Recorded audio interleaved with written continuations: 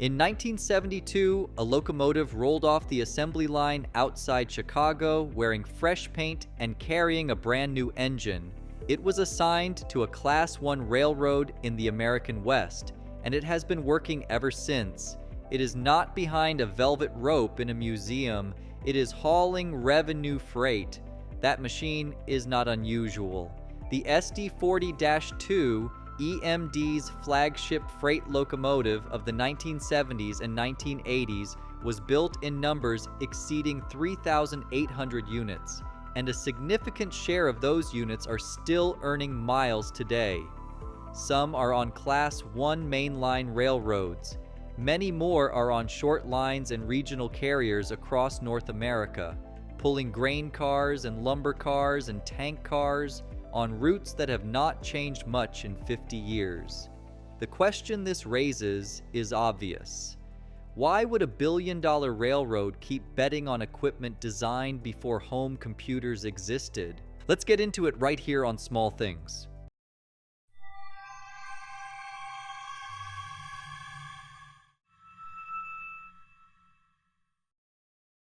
The frame is the locomotive. When someone says a locomotive is 50 years old, they mean something specific and something narrower than it sounds. They mean the frame is 50 years old.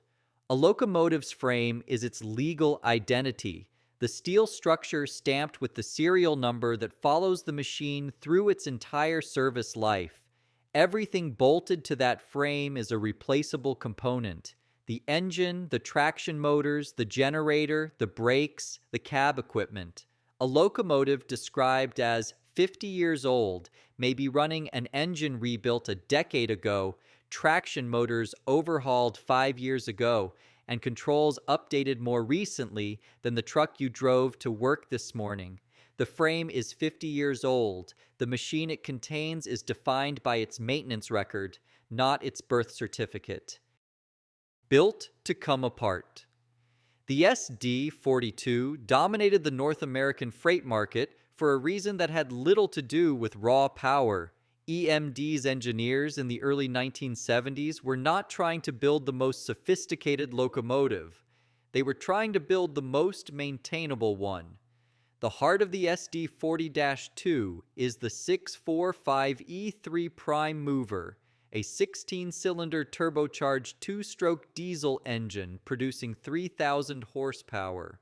A two-stroke design runs on a simpler combustion cycle than a comparable four-stroke engine, which means fewer moving parts and fewer failure points.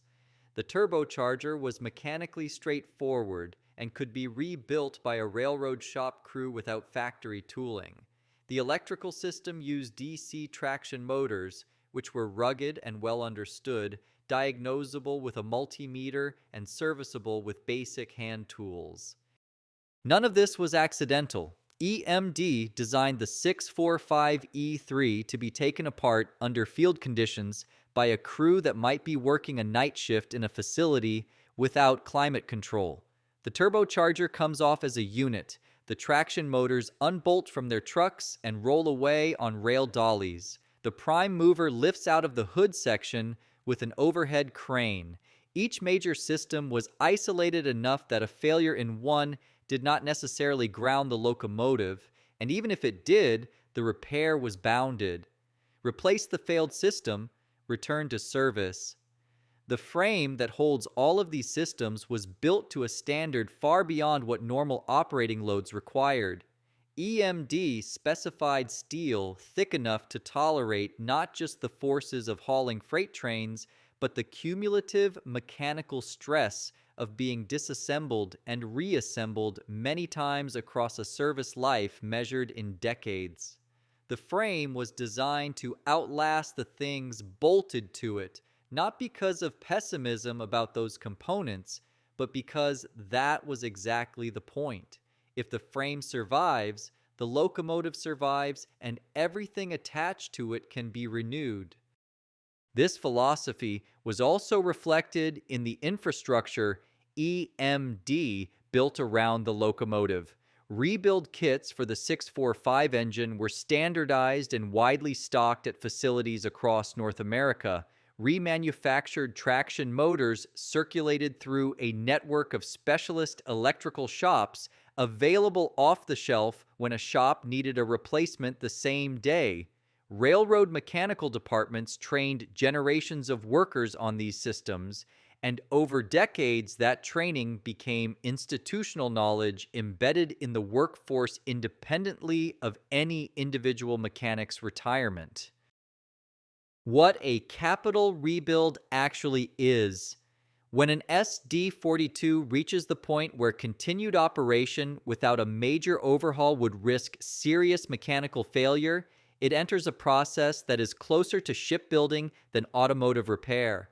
The locomotive arrives at a rebuild facility, sometimes in tow because its prime mover has already been taken out of service. The shop crew strips it to bare frame rails. Every system comes off: the prime mover, the main generator, all 6 traction motors, the complete air brake system, the cab interior, the electrical cabinets, the fuel tank, the cooling system, the trucks, the sandboxes, and the exterior fittings. What remains is a steel rectangle sitting on a concrete shop floor. That frame is then inspected with ultrasonic testing equipment and magnetic particle examination, checking every weld and every load-bearing section for cracks, corrosion, and metal fatigue. Most frames pass. A frame that has been maintained and operated within its design parameters can absorb 50 years of service and remain structurally sound.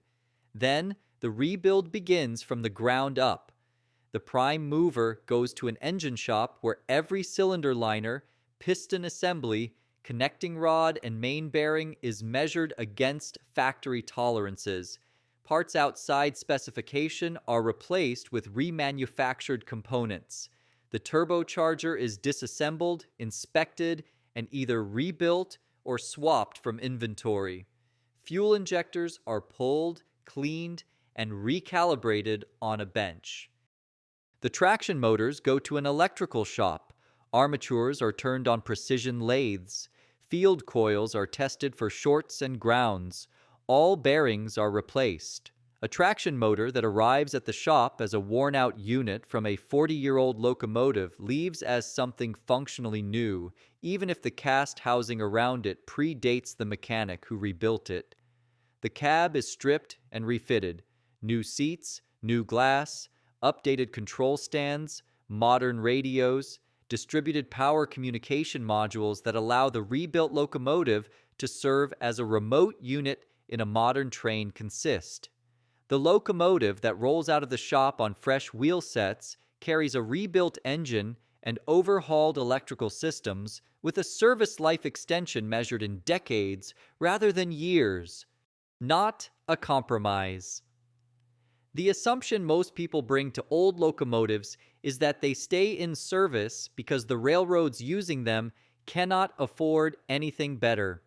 A newer machine sits on the lot at $3 million. The railroad looks at its budget and keeps the 1970s era unit running because the alternative is too expensive. This framing positions the old locomotive as a consolation. For many operators, it is the opposite. A short-line railroad pulling grain hoppers across 40 miles of Kansas branch line does not need 4,400 horsepower. It does not need electronically controlled braking, real-time diagnostic telemetry, or the fuel efficiency gains that a modern AC traction locomotive achieves at sustained highway speeds. Its top speed on that branch is 25 miles an hour. Its maintenance facility is a 3-person shop with a set of hand tools and a parts inventory built around the 645 engine. A rebuilt SD42 on that railroad is not a budget constraint. It is the machine that fits the job. The 3-person crew can pull a failed traction motor and have the locomotive back in service the same day. The newer machine's advantages are all real. None of them translate to value on a route where they are never relevant. This is why the secondary market for rebuilt locomotives is active and persistent. A Class 1 railroad retires an SD40-2 because it needs higher capacity power on a high-tonnage main line. A regional carrier acquires that unit because its own routes make it exactly right. The machine did not become a compromise. It became appropriately matched to a different job. 3 people and 1 machine. A shop foreman at a short line railroad in Kansas has been pulling traction motors from SD40-2 trucks for 25 years. When one fails on a Monday, he has a rebuilt unit on the shelf, rolls it in on a rail dolly, and has the locomotive back on the road by afternoon. No factory technician, no proprietary laptop. The foreman has done this enough times that it takes less thought than replacing a tire. At a rebuild facility in Paducah, Kentucky, a veteran diesel mechanic walks along a row of SD40-2 prime movers awaiting overhaul.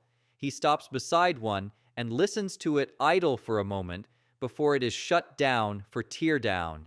He can tell from the turbocharger's spin-up tone that the compressor wheel bearings are beginning to wear. He does not need a diagnostic computer to know this.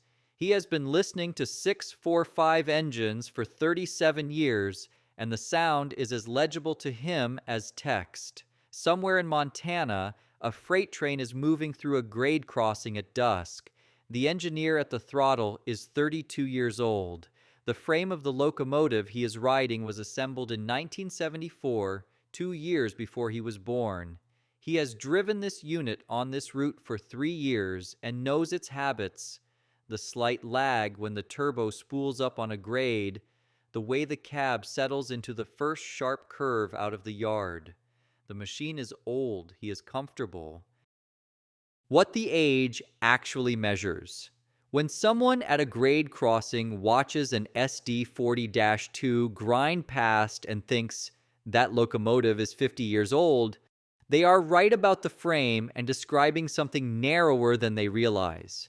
The reason the frame is still useful is not that it was overbuilt to an unusually high standard. It is that the designers in the early 1970s understood exactly what would happen to their machine over its life and built every system around that expectation. Things would break, systems would wear out. The question was whether the machine would be worth fixing when they did. They answered that question in the original design. A locomotive survives not because it never breaks.